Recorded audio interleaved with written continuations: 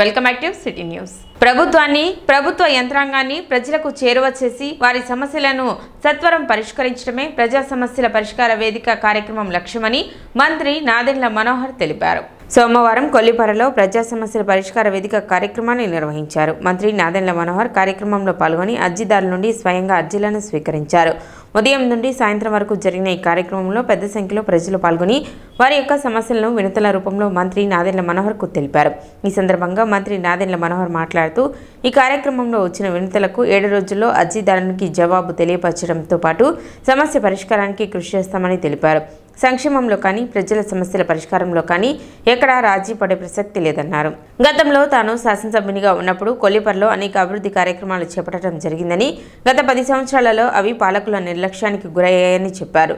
రోడ్లు, మంచినీటి సౌకర్యం, ఇతరత్ర కార్యక్రమాలకు నిధులను కేటాయించి వాటన్నిటినీ పునరుద్ధరిస్తామని మంత్రి నాదెండ్ల మనోహర్ తెలిపారు. 59,000 జనాభా కలిగిన కొల్లిపరలో 40 కోట్ల రూపాయలు పెన్షన్ అందిస్తున్నట్లు చెప్పారు. కొల్లిపర గ్రామం కృష్ణా నది తీర ప్రాంతం అయినప్పటికీ 30 లక్షలతో రక్షిత మంచినీటి సౌకర్యం కల్పించమని, కృష్ణా తీర ప్రాంతంలో ఉన్న కొల్లిపరలో రక్షిత మంచినీటి సౌకర్యం అవసరమా అంటూ నాడు సందేహాలు వ్యక్తమయ్యాయని, అయితే ఈ ప్రాంతంలో ఉన్న ఫ్లోరైడ్ సమస్యను గుర్తించి భావితరాలకు ఇబ్బంది కలగకుండా రక్షిత మంచినీటి సౌకర్యం నాడు కల్పించినట్లు చెప్పారు. ప్రస్తుతం కూటమి ప్రభుత్వం చేస్తున్న కార్యక్రమాలు ప్రజలందరూ తెలుసుకోవాలని మంత్రి నాదెండ్ల మనోహర్ తెలిపారు. పెద్ద ఎత్తున బాధితులు తమ సమస్యలను మంత్రికి విన్నవించుకున్నారు. ఉదయం నుండి ప్రజా సమస్యల పరిష్కార వేదిక కార్యక్రమం ద్వారా దాదాపు 213 అర్జీలను మంత్రి స్వీకరించారు. ప్రతి ఒక్కరి సమస్యను శ్రద్ధగా పరిశీలించిన మంత్రి వారం రోజుల్లోపు వీటి పరిష్కారానికి అవసరమైన చర్యలు తీసుకుంటానని హామీ ఇచ్చారు.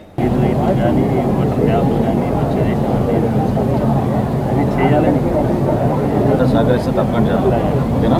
Thank you.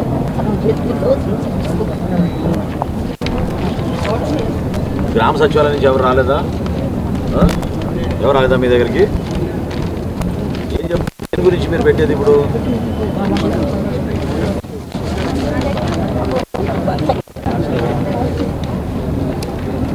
ఇది ఉంచుకోండి కవర్ చేస్తాను మీకు సరేనా? ఇక్కడే ఉంటున్నారా? ఈ అడ్రస్ ఏంటమ్మా దేని గురించి అమ్మా? ఓకే, ఎంత వయసు ఎంత మీది? ఇంకెవరికైనా పెన్షన్ వస్తుందా? మీ ఆయనకి వస్తుందా? ఇంకేమైనా చేయగలుగుతాం. మళ్ళీ పెన్షన్ ఒకే కుటుంబంలో ఇద్దరికి ఇవ్వలేము. ఇంకేమైనా మీరు వ్యవసాయం గురించో లేకపోతే పరికరాలు అటువంటివి ఏమైనా ఉందా? ఆయన ఏం చేస్తున్నారు? ఎక్కడ చూపించుకుంటున్నారు మీరు? డాక్టరు మీరు ఇక్కడ మందులు తీసుకోండి ఉచితంగా. కార్యక్రమంలో joint collector Bhargav Teja, Tenali sub collector Sanjana Simha, MPP Bhimavaram Padmavathi, sarpanch Pilli Radhika, MPDO Vijayalakshmi, Kollipara MRO Siddhartha, DSP Janardhanarao, ELE Chiranjeevi, Tenali ADA Usharani, OSD Yesuratnam, వివిధ శాఖల అధికారులు, సిబ్బంది పాల్గొన్నారు. రామాలయం ఇదే కదా? పిల్లలు ఎక్కడ ఉన్నారు ఇప్పుడు? వాళ్ళని సపరేట్ చేసేద్దాం. మీ కార్డు మీకు ఇచ్చేద్దాం ఓకేనా? రైట్. ఆయన కార్డు ఆయనకి సపరేట్ చేసి ఇచ్చేసేద్దాం. అది ఇచ్చేసి క్లోజ్ చేయండి. మళ్ళీ కన్ఫ్యూజ్ అవుతాయేమో. ఇది గతంలో నేను చేసినప్పుడు అప్పుడు ఈ కంప్యూటరైజేషన్, ఈ పీజీఆర్ఎస్ ఇవన్నీ లేవు. ప్రజలు ఎందుకు అన్ని సందర్భాల్లో అన్నిసార్లు ప్రభుత్వ అధికారుల దగ్గరికి వెళ్ళి తిరిగి అలసిపోయాం, ఇంకెన్నిసార్లు తిరగమంటారనే భావన రాకూడదని ఒక టైం బౌండ్ విధానంలో 21 రోజుల్లోనే మీ సమస్యను పరిష్కారం చేస్తాం అని కొల్లిపర మండలం ఆ రోజు మనం చేసిన కార్యక్రమం నాకు బాగా గుర్తు. 21 రోజుల్లోనే కాదు 18 రోజుల్లోనే మేము మీకు పెన్షన్లు కానివ్వండి, ఇళ్ల పట్టాలు కానివ్వండి, గృహ నిర్మాణం కానివ్వండి, వ్యవసాయ యంత్రాలు కానివ్వండి, లోన్లు కానివ్వండి, ఏవైనా సరే మీ ఇంటి వద్దకే అధికారులు వచ్చి చేస్తారని ఒక నమ్మకం ఆ రోజు చేసి చూపించాం. ఇప్పుడు 10 సంవత్సరాల తర్వాత దాదాపు ప్రభుత్వంలో కూడా అనేక కొత్త టెక్నాలజీ ఇవన్నీ వాడుకొని గౌరవ ముఖ్యమంత్రిగా చంద్రబాబు నాయుడు గారు, అదేవిధంగా మనకి ఈరోజు పంచాయతీ వ్యవస్థ పైన ఉప ముఖ్యమంత్రిగా పవన్ కళ్యాణ్ గారు తీసుకున్న కొన్ని సంస్కరణలు ప్రతి గ్రామంలో కూడా ఒక మార్పు వచ్చేట్టు నేను చేస్తున్న కార్యక్రమాలు. కొల్లిపరలో నేను మొన్న తహసీల్దార్ గారిని, ఎండిఓ గారిని పిలిపించి మాట్లాడినప్పుడు ఎక్కువగా ఏ సమస్యలు వస్తున్నాయనే విషయం నా దృష్టికి తీసుకొచ్చారు. ల్యాండ్ సర్వే విషయంలో ఇంకా కొన్ని సమస్యలు ఉన్నాయి. ఇప్పుడే నేను భార్గవ్ గారితో మాట్లాడాను, జాయింట్ కలెక్టర్ గారితో. ఖచ్చితంగా ముందంగిలో ఉన్న ఆ 24 కుటుంబాలకి సంబంధించిన సమస్య అది మీకు వారాన్ని రోజుల్లోపే పరిష్కారం అయ్యేటట్టు ఈ రోజున మేము అర్జీ తీసుకున్న తర్వాత తప్పకుండా దానికి ఒక పరిష్కారం తీసుకొచ్చే విధంగా ఒక నిర్ణయం తీసుకుంటాం.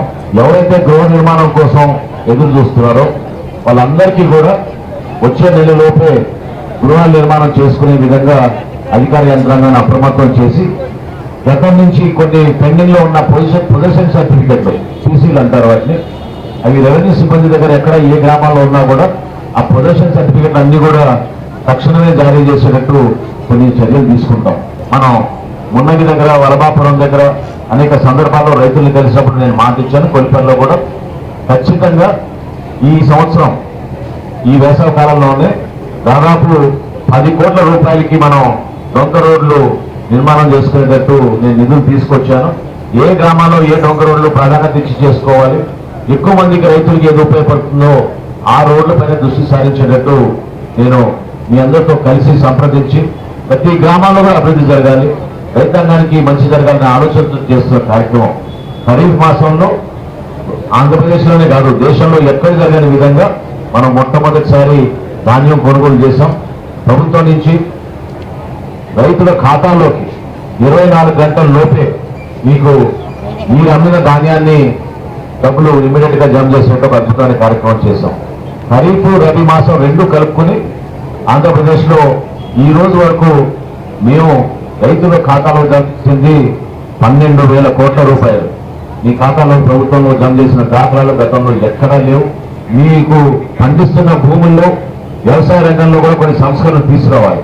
ఎందుకంటే ఎవరైతే కోరుకుంటున్నారో పండించాలి, బాగా ఉపయోగపడాలనే ఆలోచన ఉందో అటువంటి మీకు విత్తనాలు సరఫరా చేసే విధంగా ఆ పంటల్లో కూడా మార్పు వచ్చే విధంగా, ఎందుకంటే ప్రిఫర్డ్ వెరైటీ అంటాం మనం. ఎక్కువగా కమర్షియల్ గా పోయే బోండాలు లేకపోతే దొడ్డు బియ్యం మనం చేసుకుంటే దిగుబడి ఎక్కువ వస్తుందనే ఆలోచనతో కొంతమంది రైతులు చేస్తూ ఉంటారు. కానీ వాస్తవంగా ప్రజలు ఏ విధంగా ఉపయోగించుకుంటున్నారు అది మనం పీడీఎస్ ద్వారా అంటే మన రేషన్ వ్యవస్థ ద్వారా మనం సరఫరా చేయగలిగితే అటువంటి బియ్యాన్ని మనం రేపటి రోజున పంటగా మార్చుకోవడానికి ఒక అవకాశం మీ అందరిలో కూడా మార్పు రావాలి. రైతు సహాయ కేంద్రాలు ఏవైతే మనం ఏర్పాటు చేసుకున్నామో ఆ రైతు సహాయ కేంద్రాల్లో ఖచ్చితంగా ఒక మార్పు తీసుకొచ్చి జవాబుదారీతనం పెంచే విధంగా మేము వాడే టెక్నాలజీని మీ అందరూ కూడా ఉపయోగపడే విధంగా తీసుకొస్తాం. సంక్షేమం అన్న గతంలో అన్న మాటలకి ఇప్పుడు జరుగుతున్న వాస్తవానికి మీరు తెలుసుకోండి. 40 కోట్ల రూపాయలు 1వ తారీఖున, ఒకవేళ 1వ తారీఖు ఆదివారం అయితే ఒక రోజు ముందే మీ దగ్గరికి వచ్చి ఇంటింటికి అధికార యంత్రాంగం అద్భుతంగా 40 కోట్ల రూపాయలు నగదు మీ అందరికీ చేతుల్లో పెట్టే విధంగా ఒక అద్భుతమైన కార్యక్రమం చేస్తున్నాం. ఎంకరేజ్మెంట్ విషయంలో కానివ్వండి, శానిటేషన్ విషయంలో కానివ్వండి. ఎందుకంటే ఎవరో వస్తున్నారు పొద్దునే వచ్చి ఊడ్చి వెళ్ళిపోతున్నారు, మనకి దాని గురించి పట్టించుకోవాల్సిన చెత్త ఎక్కడంటే అక్కడ వేస్తే మనకి పర్లేదు అనుకుంటే మాత్రం గ్రామాల్లో ఉంటున్న వాతావరణం అది పూర్తిగా మారిపోతుంది. మన ఆరోగ్యం గురించి మన చుట్టుపక్కల పరిశుభ్రత ఉండాలంటే తప్పకుండా మీరు అందరూ కూడా శానిటేషన్ లో మీరు భాగస్వాములు అవ్వాలి. నిన్ననే నాకు టూర్లు నుంచి కూడా మన పెద్దలు వచ్చి కనీసం మాకు వలవాపురం నుంచి నీళ్ళు వచ్చేటట్టు మీరు మరొకసారి మరమ్మతులు చేయండి, మాకు చాలా అవసరం అని చెప్పి చెప్తా ఉన్నారు. ఆ రోజున మనం ఊహించింది ఈ రోజున ప్రతి ఒక్కరు కూడా అది చాలా అవసరాన్ని భావిస్తున్నారు. మంచినీటి సౌకర్యం లేకపోతే ప్రజలు మన గ్రామాల్లో ఉండరు, ఆరోగ్యాలు కూడా చెడిపోతూ ఉంటాయి. కృష్ణా నది పక్కన ఉన్న మండలానికి ఎందుకు 30 కోట్ల రూపాయలు నిధులు ఇవ్వాలని చెప్పి ఆనాడు ప్రజలు కూడా నన్ను ప్రశ్నించారు. కానీ ఇక్కడ నీటి క్వాలిటీ చూస్తే ఖచ్చితంగా దాంట్లో లోపాలు ఉన్నాయి, ఫ్లోరైడ్ కంటెంట్ ఎక్కువ ఉంది. ఇక్కడ రాబోయే రోజుల్లో మీకు కీళ్ళ నొప్పులు, ఆరోగ్య సమస్యలు వస్తున్న ఆలోచనతో ఆ రోజునే ఆ 30 కోట్ల రూపాయలు తీసుకొచ్చి మనం ఒక అద్భుతమైన రక్షక మంచినీటి పథకం వలభాపురం నుంచి తీసుకొచ్చాం. ఈ రోజు నేను మీకు మాటిస్తున్నాను, 85 లక్షలు కలెక్టర్ గారి ఆధ్వర్యంలో జిల్లా పరిషత్ నుంచి శాంక్షన్ చేసాం. మరమ్మతుల కోసం టెండర్లు పిలిచారు, అవి ఇంకా పూర్తి కాలేదు. వాటినే కాదు ప్రతి గ్రామాల్లో కూడా మనం ఆ రోజు ఏర్పాటు చేసిన ట్యాంకులన్నింటినీ కూడా ఈ రోజు నిరుపయోగంగా మారిపోయినాయి. సో ఖచ్చితంగా వాటికి మరమ్మతులు చేసి ఇంటింటికి మీకు ఈ రక్షక మంచినీటి పథకం అందేటట్టు తప్పకుండా ఈ సంవత్సరంలోనే దానిపైన ఒక కార్యాచరణ రూపొందిస్తామని మీకు తెలుపుకుంటూ, మీకు భద్రత విషయంలో ఎక్కడ కూడా పొరపాటు లేకుండా పోలీస్ యంత్రాంగం ఎప్పుడు కూడా మీకు అందుబాటులో ఉంటుంది. ఇది 100% నేను మీకు మాటిస్తున్నాను. నాకు వచ్చిన ఇన్ఫర్మేషన్, మీ దగ్గర ఉన్న ఇన్ఫర్మేషన్ మీరు పోలీస్ శాఖకు అందించండి.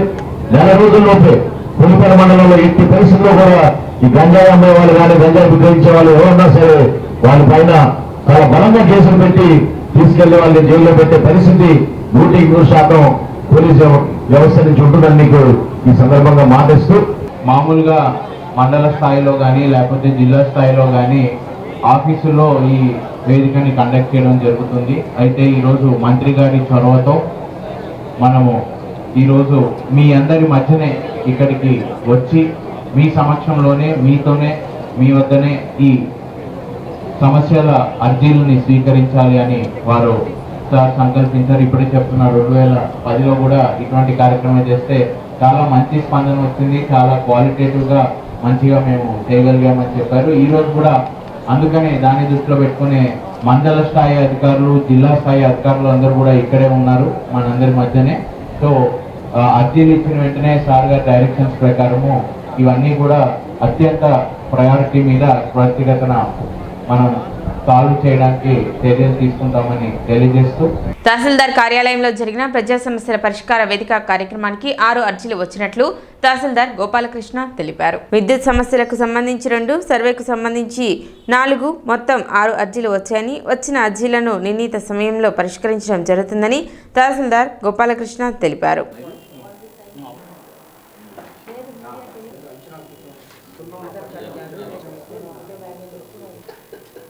ఈరోజు మన తెనాలి తహసీల్దార్ కార్యాలయంలో జరిగిన ప్రజా సమస్యల పరిష్కార వేదికలో మొత్తం 6 అర్జీలు అందినాయి. అందులో 2 ఎలక్ట్రిసిటీ డిపార్ట్మెంట్కి సంబంధించి ఉన్నాయి. కోపల్లె గ్రామంలో పక్కనే ఉన్న ట్రాన్స్ఫార్మర్ ద్వారా నిప్పురవ్వలు ఎగసి ఇంటి మీద పడుతున్నాయి అనేది ఒక గ్రీవెన్స్. అట్లాగే కరెంటు బిల్లులు ఎక్కువ వస్తున్నాయని కొలకలూరులో నుంచి ఒక గ్రీవెన్స్ వచ్చింది. ఈ 2 కూడా ఎలక్ట్రిసిటీ డిపార్ట్మెంట్ వాళ్ళతో మాట్లాడాం, వాళ్ళకి పంపించి దాని నిర్ణీత పద్ధతిలో నిర్ణీత సమయంలో దాన్ని పరిష్కారం చూపిస్తాం. అట్లాగే సర్వేకి సంబంధించి 4 అర్జీలు వచ్చాయి. మొత్తం ఈరోజు 6 అర్జీలు అందినాయి. 6 కూడా సకాలంలో పరిష్కరిస్తాం. వేమూరు మండలంలోని జంపని గ్రామంలో వేంచేసి ఉన్న శ్రీ వీరాంజనేయ స్వామివారి దేవస్థానంలో ఏకాదశి దీక్షతో సోమవారం వార్షిక హనుమాన్ జయంతి ఉత్సవాలను ప్రారంభించారు. ఉదయం సుప్రభాత సేవ అనంతరం విశ్వక్సేన ఆరాధన జరిపి పంచామృత అభిషేకం నిర్వహించారు. వెలగపూడి చంద్రమౌళి పద్మజ దంపతులు స్వామివారికి సింధూర లేపన పూజ జరిపించారు. వైఖానస ఆగమ శాస్త్ర ప్రకారం ప్రారంభమైన ఉత్సవాలలో భాగంగా సాయంత్రం హనుమాన్ మెడికల్ వారి ఆధ్వర్యంలో అష్టోత్తర సహస్రనామ పూజ జరిపారు. పల్లకి ఉత్సవంలో శ్రీ వీరాంజనేయ కోలాట భజన సమాజం వారు కోలాట భజన ప్రదర్శించారు. వీరాంజనేయ భజన సమాజం వారు హనుమాన్ చాలీసా పారాయణ జరిపారు. లక్ష్మీ మెడికల్ అధినేత సనిశెట్టి సురేంద్ర దంపతులు కొలిపాకుల నాగేంద్ర కుటుంబ సభ్యులు ప్రసాద వినియోగం చేశారు.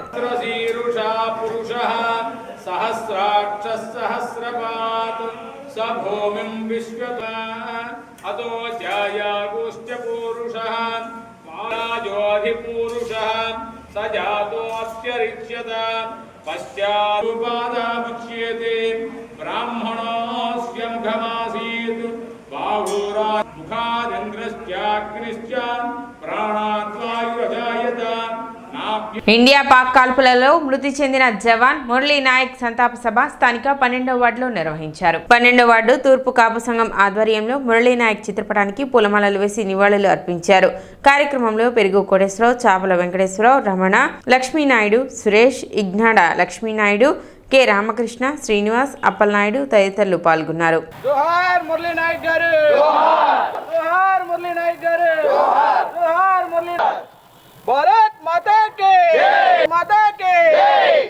మురళీ నాయక్ గారు ఎంతో వీరోచితంగా పోరాడి ఆయన వీరమరణం పొందారు.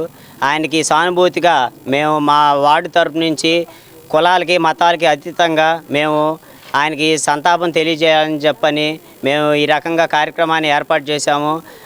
మనం ఇలా మాట్లాడుతున్నాం అని చెప్పానంటే ఆయన భారతదేశం తరపు నుంచి ఆ యుద్ధంలో పాల్గొని ఆయన వీరమరణం పొందారు అంటే ఈ రకంగా మనం ఇలా నిలబడి ఆయన కోసం మనం మాట్లాడుతున్నామంటే ఆయన అలా వీరమరణం పొంది ఎవరైతే పాకిస్తాన్ నుంచి వచ్చిన ఆ మిసైల్ని గుండెల్ని ఆయన గుండెలకి అద్దుకొని అది ఆపి మనకి తగలకుండా ఆయన ఎలా అయితే వీరమరణం పొందారో, ఎప్పుడైతే ఆయన తప్పుకుంటే ఆ బుల్లెట్ అనేది వేరే వాళ్ళకి తగిలి వేరే వాళ్ళు చనిపోయేవాళ్ళు, అది ఎవరో ఒకరికి తగలొచ్చు, మనం అక్కడ ఉండకపోవచ్చు, కానీ ఇంకొక వేరే జవానికి తగిలి ఉండొచ్చు, ఇంకొకరికి తగిలి ఉండొచ్చు. అలాగా ఆయన ఎదురాడి ఆ మిసైల్ని ఎదుర్కొని మనల్ని ఇలా కాపాడి ఇంత ఇదిగా ఆయన చేశారు అంటే ఆయనకి మనం అందరం ఇంత సంఘీభావం తెలియపరచాలి. జూన్ 7వ తేదీ కొల్లిపర మండలం తూములూరు గ్రామంలో ఏర్పాటు చేసిన రాజ్యాంగ నిర్మాత డాక్టర్ బిఆర్ అంబేద్కర్ విగ్రహావిష్కరణ జరగనుంది. ఆదివారం తెనాలిలో జరిగిన విలేకరుల సమావేశంలో విగ్రహావిష్కరణకు సంబంధించిన గోడ ప్రతులను, కరపత్రాలను కమిటీ సభ్యులు ఆవిష్కరించారు. 7వ తేదీ సాయంత్రం 5 గంటలకు ఐపీఎస్ పివి సునీల్ కుమార్ విగ్రహావిష్కరణ చేస్తారని తెలిపారు. తెనాలి కొల్లిపర మండలం తుములూరు గ్రామం శివారు క్రిస్టియన్ పాలెం నందు ఏర్పాటు చేసినటువంటి భారత రాజ్యాంగ నిర్మాత ప్రపంచ మేధావి డాక్టర్ బిఆర్ అంబేద్కర్ గారి విగ్రహం జూన్ 7వ తారీఖున సాయంత్రం 5 గంటలకు శ్రీ పివి సునీల్ కుమార్ గారు ఐపీఎస్ అంబేద్కర్ ఇండియా మిషన్ వ్యవస్థాపకులు గారిచే విగ్రహావిష్కరణ జరుగుతుంది. కావున ఈ సభను కొల్లిపర మండలం మరియు గుంటూరు జిల్లాలో ఉన్న పరిసర ప్రాంత ప్రజలందరూ వచ్చి విజయవంతం చేయవలసిందిగా ప్రార్థించుచున్నాం. సమావేశంలో గ్రామ కమిటీ సభ్యులు Galla Gnanasekhar, Tenali Mohan, Kanapathi Mohan Rao, Solomon Raju, Tenali Kishore, Kanapathi Sudhakar, Betala Bhushanam, Nageswara Rao, Jalaiah, Anapathi Abraham Lincoln తదితరులు పాల్గొన్నారు. తెనాలి కొల్లిపర మండలం తుములూరు శివారు Christian Palem Babasaheb doctor BR Ambedkar గారి స్టాచ్యూ ఓపెనింగ్ కార్యక్రమం జూన్ 7వ తారీఖు శనివారం సాయంత్రం 5:15 నిమిషాలకు విగ్రహ ఆవిష్కరణ జరుగుతున్నది. ఈ యొక్క మహోత్సవానికి డాక్టర్ మాన్యశ్రీ పివి సునీల్ కుమార్ గారు ఐపీఎస్ అధికారి విగ్రహ ఆవిష్కర్తగా వస్తున్నారు.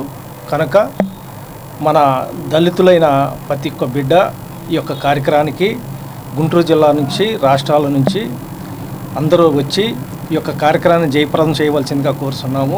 సిటీ న్యూస్ ముగించే ముందు ముఖ్యాంశాలు మరోసారి.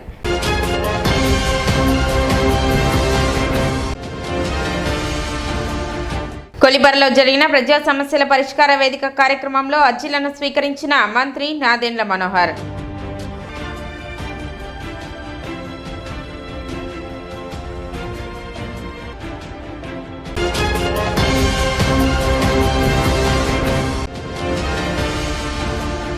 స్ఫూర్తిదాయకంగా జూన్ 12 నుండి సన్నబియ్యంతో మధ్యాహ్న భోజనం పథకం అమలు, మంత్రి నాదెండ్ల మనోహర్.